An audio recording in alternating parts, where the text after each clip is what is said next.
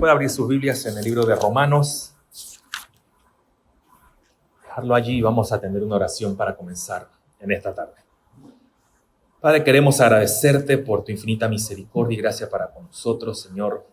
Permitido llegar aquí a tu iglesia, Señor, en este tiempo en que muchos, Señor, están de fiestas, muchos andan celebrando otras cosas, pero tú permites, Señor, nos has llamado aquí, Señor, congregados delante de tu presencia, Señor, por medio de tu Hijo Jesucristo, Señor, por medio de aquella obra redentora, Señor, que hiciste y aplicaste a nosotros, Señor, estamos aquí para alabarte y glorificarte en este tiempo.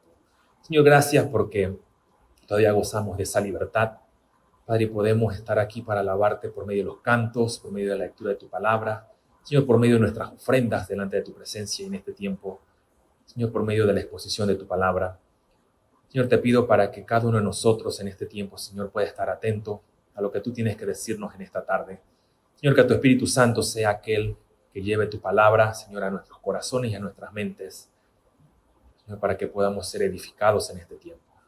Señor, pido bendición en este tiempo y por cada uno de mis hermanos, en nombre de Cristo Jesús. Amén. Puede ver en sus Biblias allí, Romanos capítulo 8, versículo 30. Dice así la palabra del Señor: y a los que predestinó, a estos también llamó. Y a los que llamó, a estos también justificó. Y a los que justificó, a estos también glorificó. Que el Señor bendiga su santa palabra en esta tarde. Pueden tomar asientos, mis hermanos.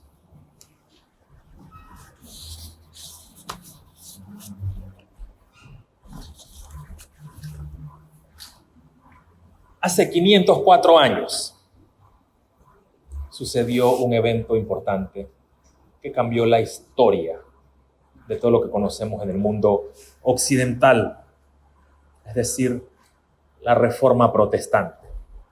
Y debido a eso, usted y yo gozamos de libertad religiosa, pero siempre hablamos de libertad religiosa, pero también hay algo importante, y es una libertad respecto a la claridad de las Escrituras. No se necesita que un hombre se autoproclame el único que puede interpretar la Biblia, ya que la Biblia apela a un sacerdocio universal de todos los hombres en Cristo, pero que un hombre se autoproclame y decir yo soy el único que puede interpretar las Escrituras, cuando no vemos esto en la Biblia. Lo que sucedió cambió y marcó no solo la historia, sino también la iglesia y todo lo que eso involucra. Es decir, aún la vida de cada persona. Pero un punto acá que es importante es respecto a la salvación.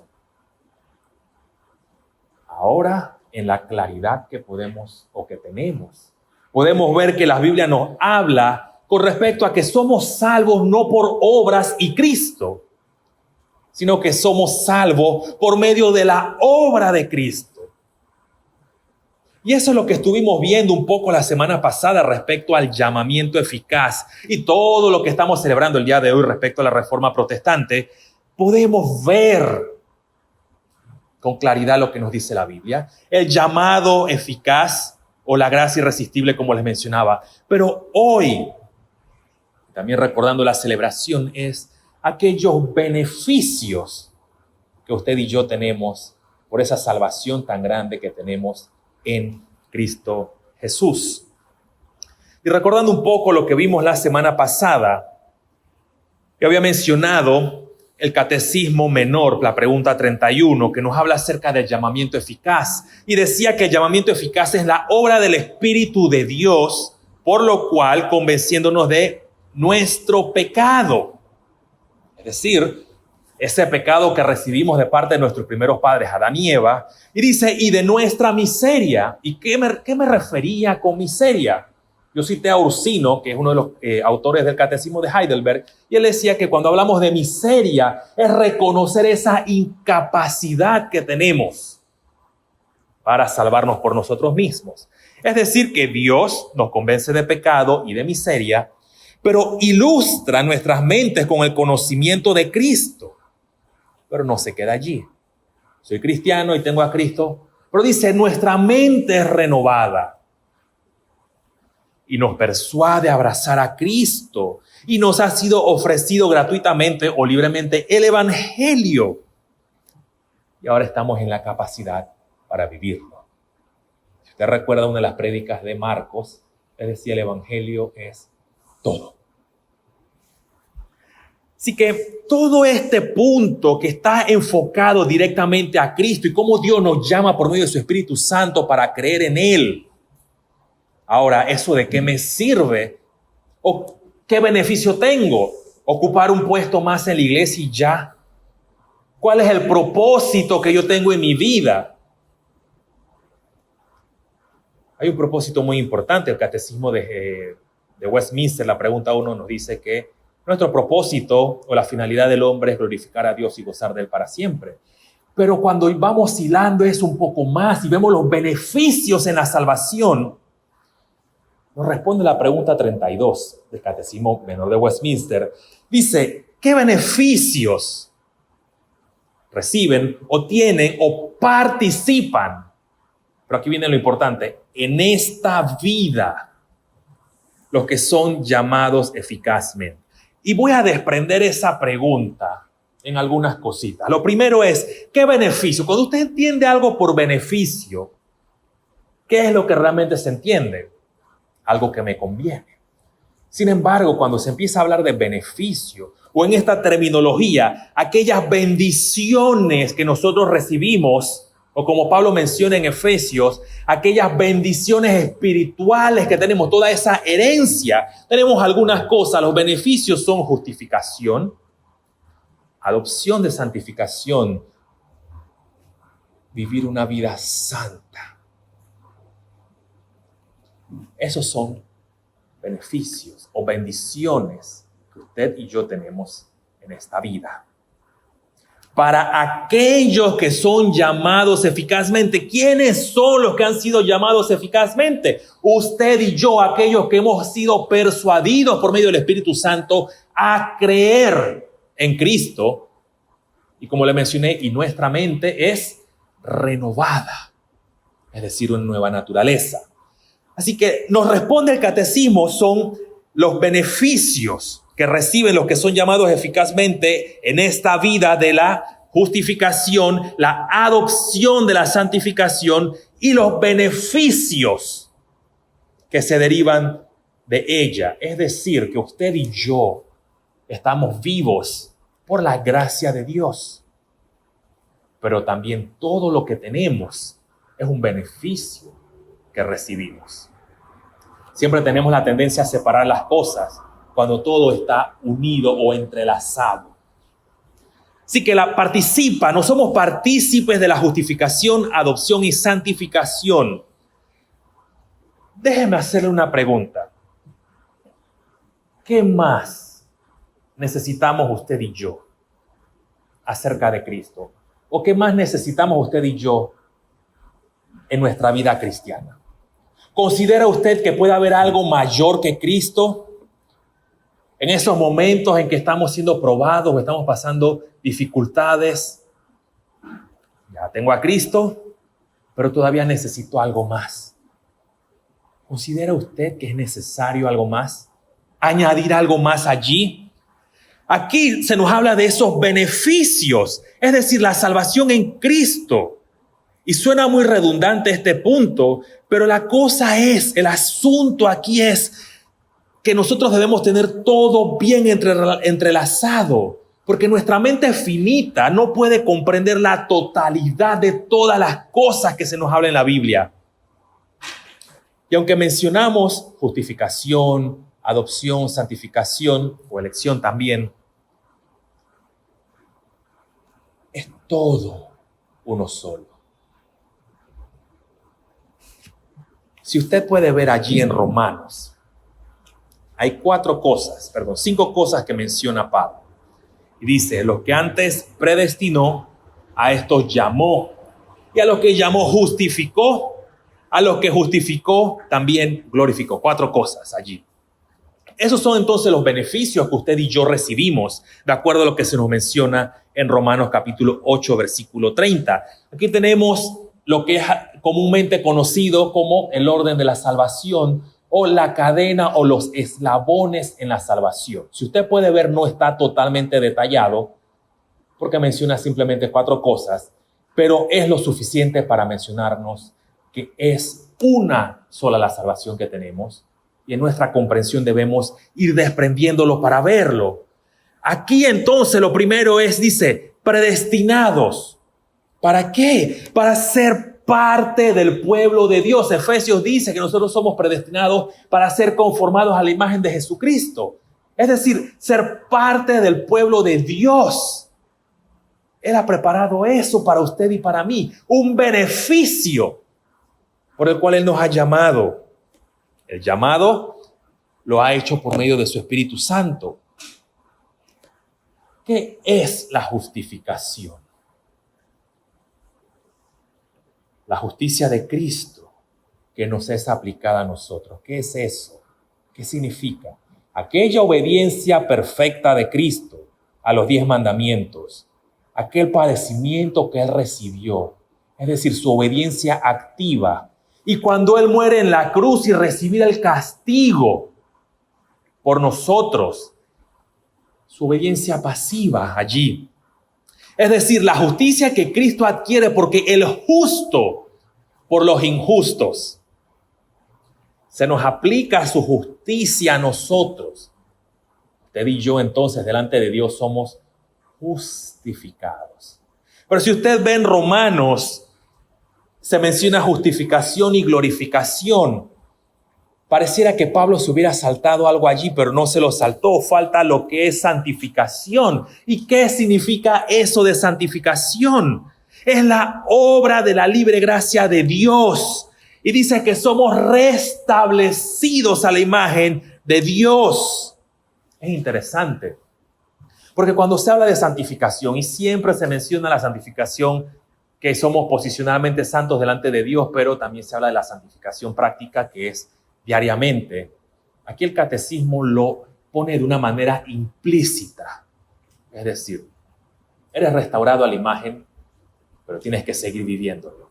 Porque dice, ahora somos puestos en capacidad de morir más y más al pecado. Y continúa. Y vivir piadosamente. Y ese es uno de los grandes errores que cometemos. Debes morir al pecado. Deja el pecado. Y nada más se menciona los pecados como si fueran solamente adulterio y fornicación. Deja el adulterio y la fornicación. ¿Qué pasó con la mentira? ¿Qué pasó con el hurto? ¿Qué pasó con aquellos que toman el nombre de Dios en vano? ¿Qué pasó con aquellos que no guardan el día del Señor? ¿Qué pasó con tantas cosas? Morir más y más al pecado y también la parte positiva, vivir en santidad. Son 2 aspectos. Pablo no se olvidó de la santificación. Somos declarados justos delante de Dios. Somos santificados. Somos aptos ahora para vivir en esa vida cristiana. Pero si pecamos, dice Juan, Él es fiel y justo para perdonar nuestros pecados y limpiarnos de toda maldad. Y entonces viene lo que es para el futuro, la glorificación. Ahí hay un punto importante con la glorificación. ¿Sabe por qué? Porque usted y yo tenemos esperanza. Todos los días seguimos luchando contra nuestra naturaleza caída. Seguimos luchando con las cosas que no queremos hacer, esas hacemos. Y con las que debemos hacer son las que no hacemos, dice Pablo. Pero en el cielo no habrá pecado, no habrá dolor, no habrá llanto. Es allí cuando usted y yo viviremos perfectamente, cuando seamos glorificados. Pero en esta tierra hay que seguir en la lucha.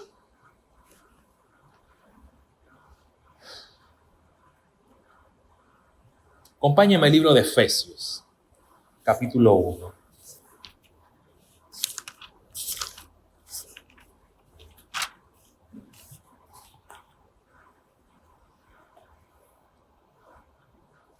Pablo empieza a mencionar todos aquellos beneficios que usted y yo tenemos, que hemos sido llamados, aquellas bendiciones.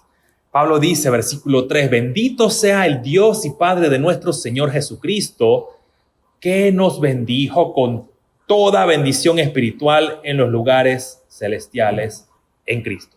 Lo primero allí es, ¿se acuerdan lo que le preguntaba hace un rato? ¿Qué más necesitamos? No necesitamos más nada. Lo que verdaderamente sí debemos hacer es recordar estas cosas. Y dice, Dios nos ha bendecido por medio de su Hijo con varios aspectos, varias bendiciones espirituales en su propio Hijo, dice, en los lugares celestiales. Y él va a empezar a numerar, versículo 4, según nos escogió en él antes de la fundación del mundo para que fuésemos santos y sin mancha delante de él. Aquí hay un propósito determinado, aquí hay un punto importante que Pablo menciona, y es la elección de Dios hacia los hombres. Y dice, nos ha escogido. Pablo está dirigiéndose hacia la iglesia y les está recordando a ellos, ustedes han sido escogidos desde antes de la fundación del mundo con un propósito. No es para decir, lo que pasa es que yo soy calvinista y tú arminiano, o yo creo tal confesión y tú no, porque somos parte del pueblo de Dios. Y por el simple hecho de que estemos aquí reunidos, ya podemos ver que Dios nos ha llamado hacia su redil. Dice, nos escogió en él, en ese amor fundado en su Hijo. Dice, desde antes de la fundación del mundo. Y vuelve a mencionarlo para que fuésemos santos y sin mancha delante de él.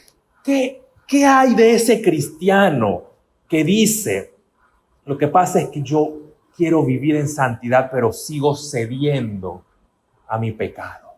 Sigo deleitándome y gozándome y disfrutando mi pecado, como si disfrutara más el pecado, pero no quiere estar en la iglesia, no quiere escuchar la palabra de Dios. Pablo dice, para que fuésemos santos y sin mancha delante de él. El propósito aquí de la elección es vivir para el Señor, vivir y cuidar nuestras vidas. Pablo continúa, versículo 5, y dice, ¿en amor de quién? El amor del Padre, en Cristo, habiéndonos predestinados para ser adoptados hijos suyos por medio de Jesucristo, según el puro afecto de su voluntad. No hay motivo por el cual haya un cristiano orgulloso y pueda decir, yo soy elegido, yo soy predestinado y tú vete al infierno. Porque no hay nada en lo cual usted y yo podamos jactarnos aquí.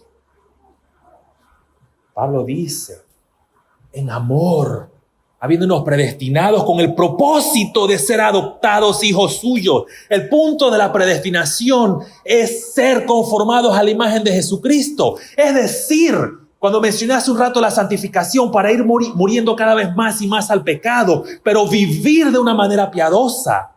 Ese es el propósito de la predestinación. Ser conformados más a la imagen de Jesucristo. Dice, para ser adoptados hijos suyos. En estos días veía un video con unos niños, unos estudiantes pequeños. Estamos viendo acerca de lo que es adopción. Y el videíto hace una buena exégesis, después se los recomiendo. Y empieza a explicar lo que es el término adopción. Permítame preguntarle, ¿sabe lo que es adopción, cierto? Bueno, vamos a ponerlo. Cuando algún niño o alguna niña no tiene padres, vive en algún lugar y llega una pareja y dice, queremos adoptar un niño, ¿y ellos qué hacen?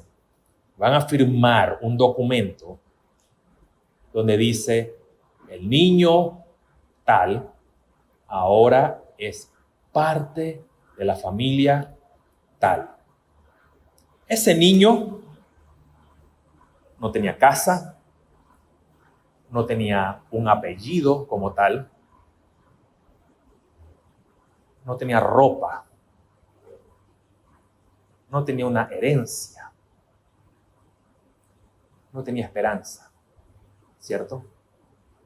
Pero ahora ese niño, cuando es adoptado, va a tener una casa, va a tener una familia,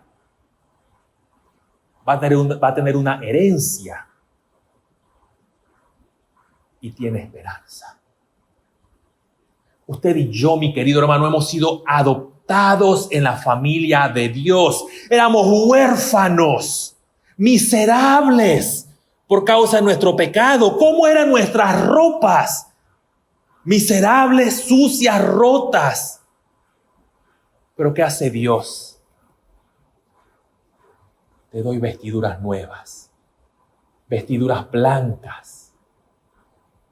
Usted y yo no teníamos un nombre como tal, pero ahora dice, nos ha sido dado un nuevo nombre. ¿Para qué? Porque ese nuevo nombre nos da pertenencia. Pero su nombre ahora es santificado. No teníamos una casa. ¿Qué dijo nuestro Señor Jesucristo cuando todavía estaba en la tierra? Y dice, bueno, yo me voy. Y después voy a enviar el Espíritu Santo. Pero dice, yo me voy. ¿Pero a dónde se fue nuestro Señor Jesucristo? Dice, voy al cielo a prepararles casas para ustedes. Una herencia. Eso lo explico en un rato. Pero también tenemos esperanza. Somos adoptados en la familia de Dios. Necesitamos algo más. Versículo 6 nos dice, para alabanza de la gloria de su gracia, en el cual nos hizo aceptos en el amado, nos ha aceptado delante de Él.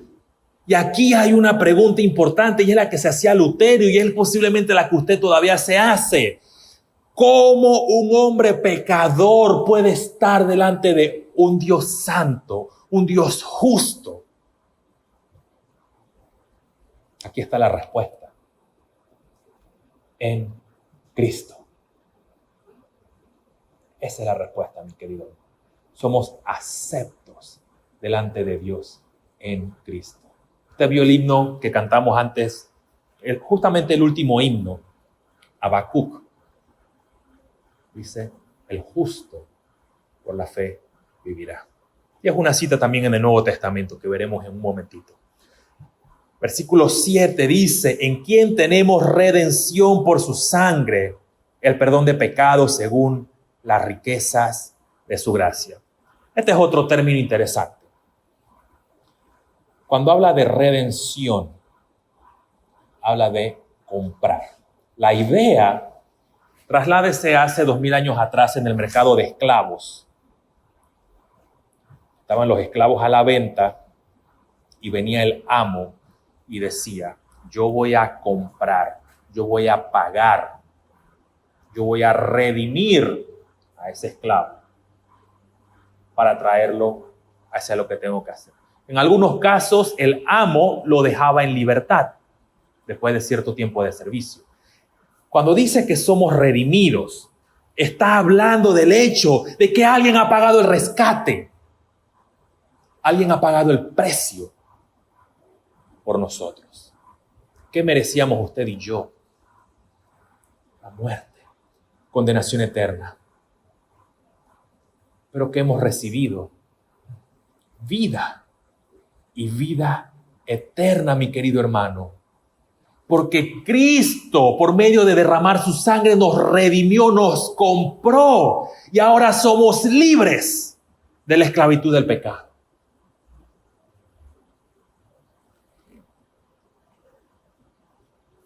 Versículo 7 dice, perdón de pecados por medio de su sangre. Esto muestra su riqueza, su gracia, que Cristo murió por nosotros.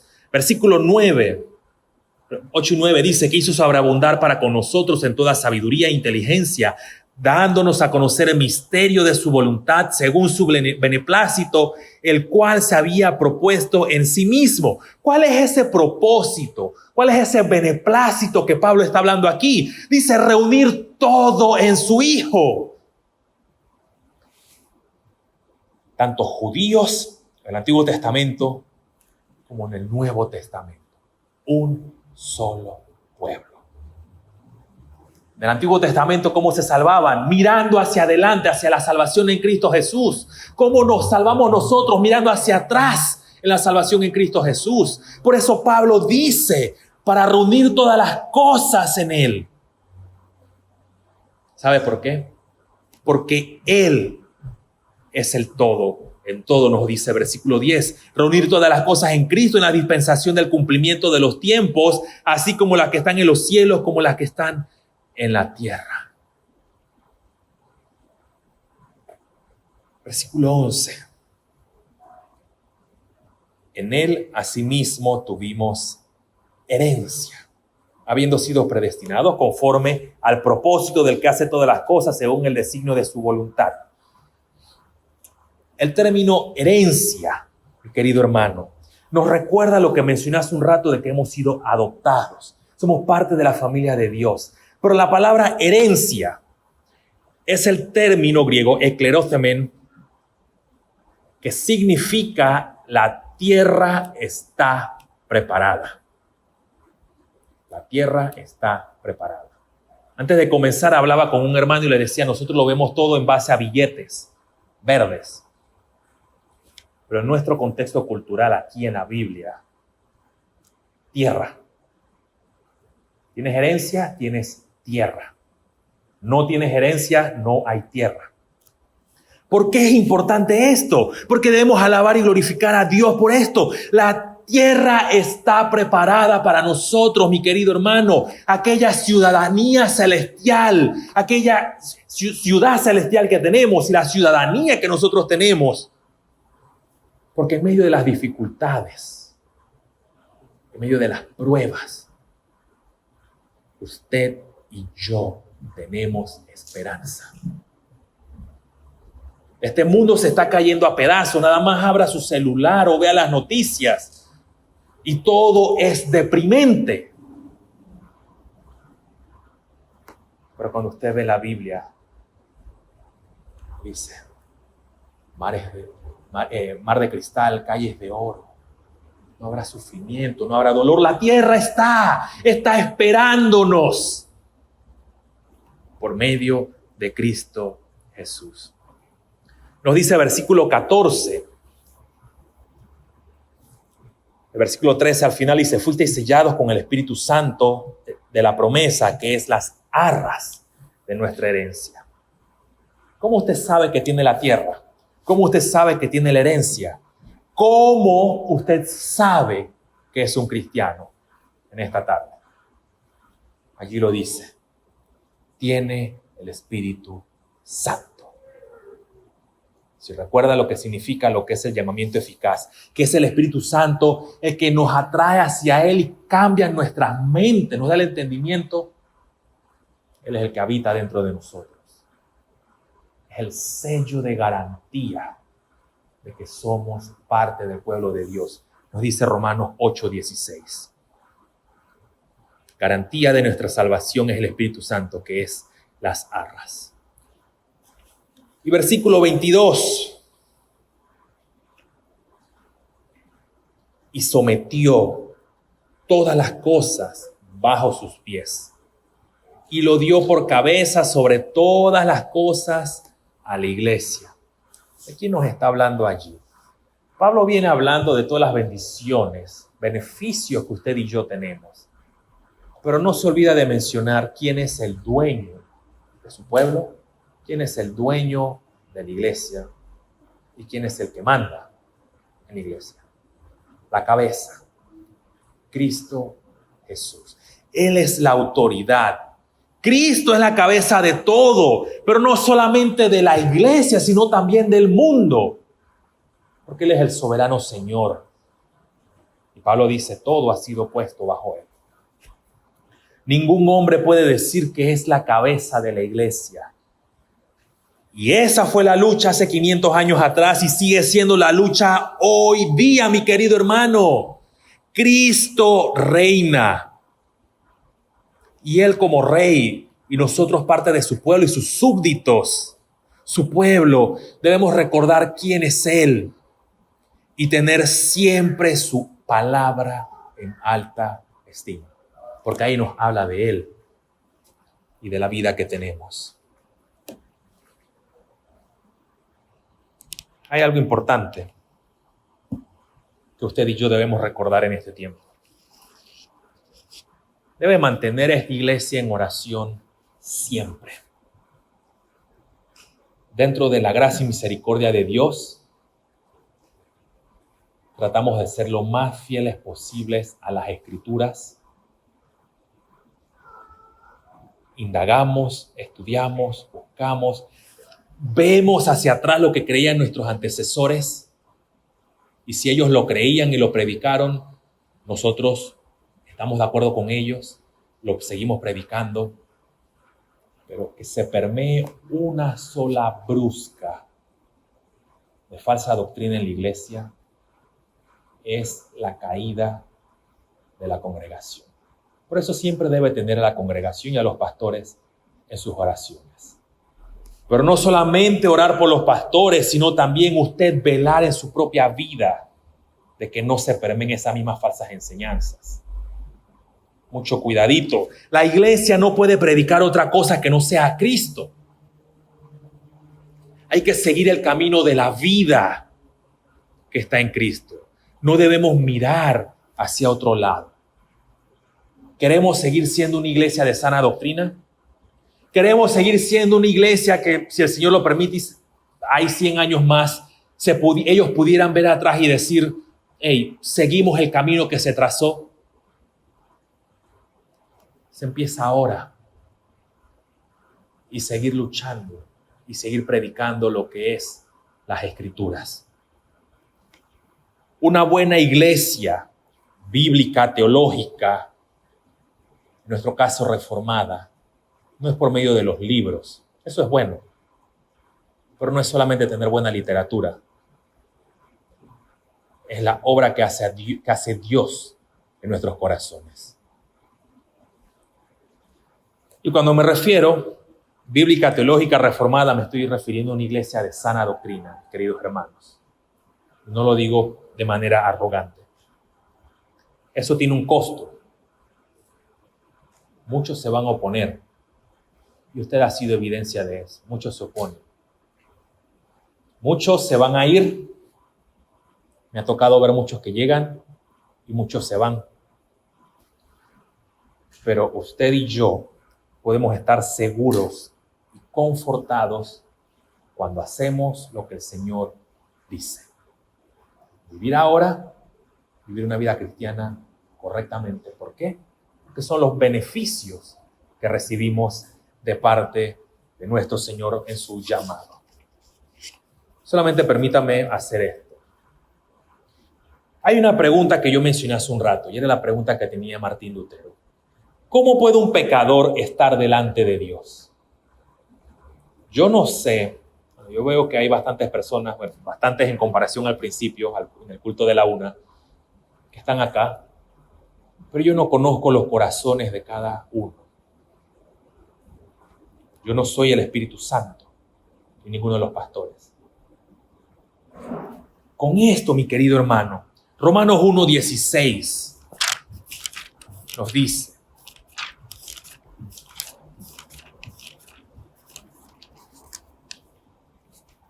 porque no me avergüenzo del evangelio, porque es poder de Dios para salvación a todos los que creen, a todo aquel que cree, al judío primeramente y también al griego. Y versículo 17 dice: porque en el evangelio la justicia de Dios se revela por fe y para fe. Y viene la cita de Habacuc: mas El justo por la fe vivirá. El punto acá, mi querido hermano, es y visita, o yo lo puedo llamar hermano y de repente todavía no ha creído.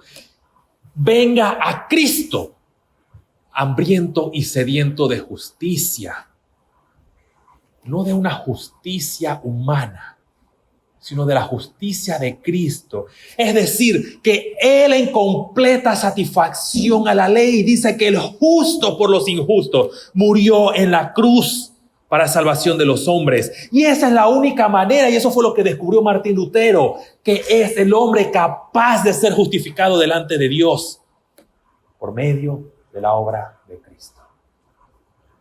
Por eso Pablo dice, el justo por la fe vivirá. Le pregunto, ¿usted puede decir que vive por esa fe, que verdaderamente ha sido justificado?